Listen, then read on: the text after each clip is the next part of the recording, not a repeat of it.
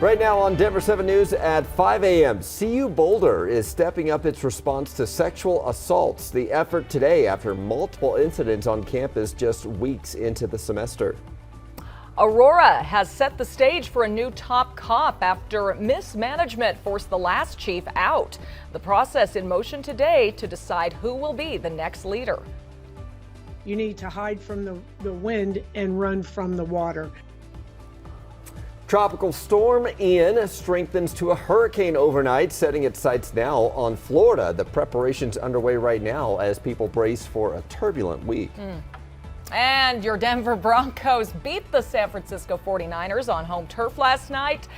Quarterback Russell Wilson has some thoughts on the team's narrow win.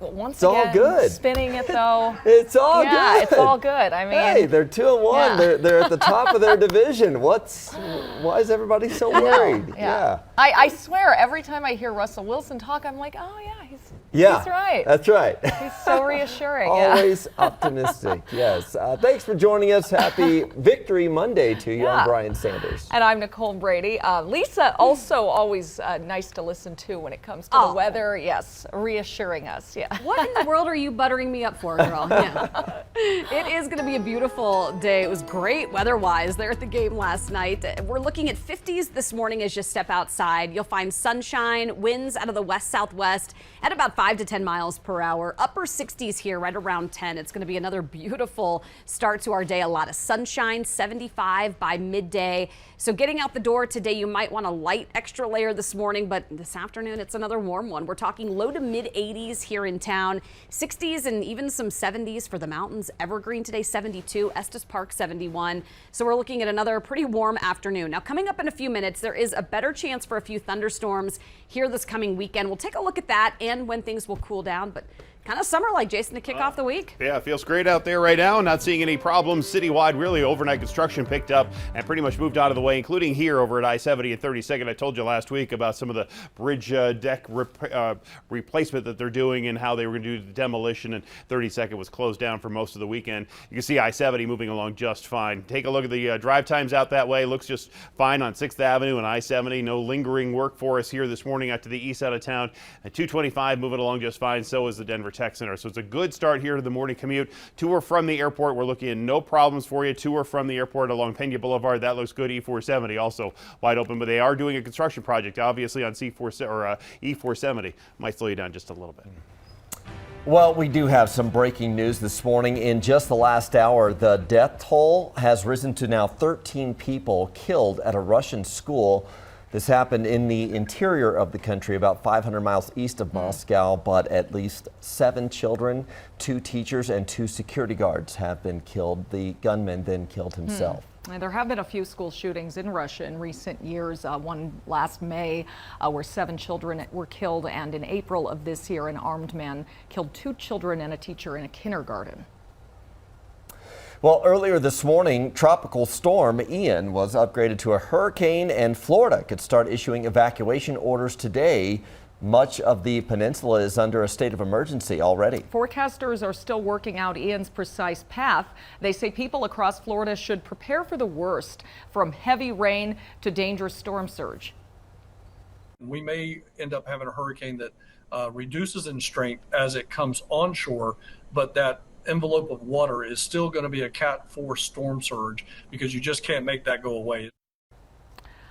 Yeah, this is video in Tampa where people are loading up sandbags in preparation to prepare and also getting ready to board up their homes. Tampa's mayor says the city is preparing its storm water system to accommodate Ian. The state, meanwhile, says it's partnering with FEMA to have resources ready. Of course, all of this comes after Fiona ripped through Canada's eastern seaboard at hurricane strength, making landfall in Nova Scotia Saturday. Fierce winds and a storm surge caused a lot of the damage you see here from Newfoundland. Hundreds of thousands of people lost power. Some coastal homes were actually dragged into the ocean. Nearly half of Puerto Rico, meanwhile, remains in the dark a week after Hurricane Fiona hit there. Puerto Rican leaders say one major concern is a hospital in Cabo Rojo, which has been running on generator power since the storm. Some good news, though, about 80% of the island territory now has access to clean water again. Back to local news here. It was a deadly weekend in Aurora. 2 men were shot Sunday morning at a shopping center on South Chambers. One of them died. The other was hospitalized with serious injuries.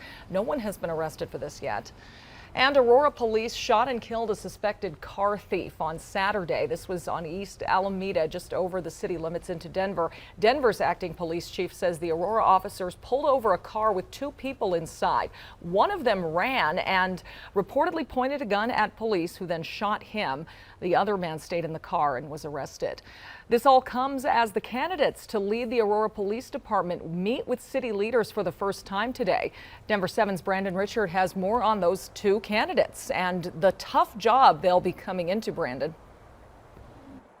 Well, Nicole, the person ultimately selected to become Aurora's next police chief will take charge of a department that is facing a ton of scrutiny and a range of problems. And here over the next 3 days, the finalists will have an opportunity to explain how they would deal with all of those challenges. Now, there are just 2 finalists after a 3rd candidate withdrew their name from consideration last week. They are Scott Ebner and David Franklin. Now, Ebner has spent 27 years with the New Jersey State Police. Franklin is chief of staff of the Albuquerque Police Department. If one of them is selected as Aurora's next police chief, they'll take over a department plagued by problems and under a consent decree following the death of Elijah McClain in police custody. Now, last year, the Colorado Attorney General's office found APD engaged in racially biased policing and excessive force. And you can see how that would be a problem in a city as diverse as Aurora, where people of color make up more than half of the city's population. In April of this year, city officials fired Aurora Police Chief Vanessa Wilson after just 2 years for failing to effectively manage the department and build morale. Today, the 2 men hoping to replace her will tour the police department and meet with employees. Tomorrow, they'll answer questions before a community panel, meet with faith and business leaders, and hold a meet and greet with citizens. And on Wednesday, the mayor and members of the city council will have an opportunity to speak with those 2 finalists along with other Aurora city leaders. And city leaders here are hoping to select and hire a new police chief by the end of this year.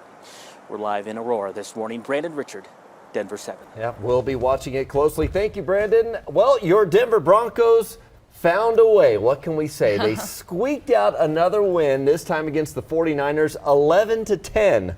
Yeah. A very odd football score at Empower Field last night, but they're 2-1 on the season. They're tied atop the AFC West with the Chiefs. It was also the 2nd straight game fans booed the team on the field. Thank goodness for the defense coming up big, because the offense was dismal at times. Had some big 3rd down conversions late. Quarterback Russell Wilson seemed unfazed afterwards by the performance, and he was proud the team persevered. Obviously go against a great team like that.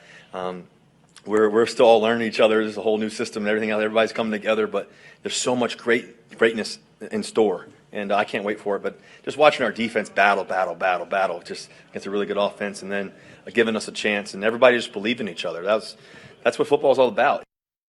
Defense has been the star of the season so far, but now their schedule turns up a notch. They get into some divisional rivals. The Broncos play the Raiders next in Las Vegas, Sunday at 2:25 p.m. A group of drillers land on an asteroid to try to redirect it away from the Earth. That was the plot, you might remember, of the movie Armageddon. Bruce Willis, who could forget? Very realistic scenario there. But this afternoon, NASA is going to try something like this in real life, in fact. This is the DART spacecraft, video from a launch last November. Tonight, it's going to crash into an asteroid, and several CU scientists will be watching closely. We don't have a good understanding of what the structure of the asteroid is like. And so we're going to run something into it, but we don't know, is it going to make a little crater? Is it going to make a big crater? Is it going to, completely reshape the asteroid, or just, make a little dimple in it?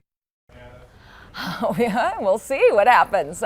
So why do this? The scientists, like Associate Professor Jay McMahon, hope to learn more about asteroids, but say there's also a safety component. NASA's actually got a whole planetary defense coordination office which worked with other agencies to identify the potential asteroid threats to Earth. And we don't have any imminent danger. We don't think that there's an asteroid that's coming to Earth right now, but we're watching out for him.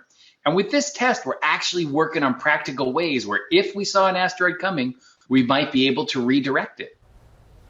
Hey, cool. Movies coming to Real life life, here. that's Yes. Impact is scheduled for 5:14 p.m. Mountain Time tonight. DART has a live streaming camera, so you can see that impact happen live.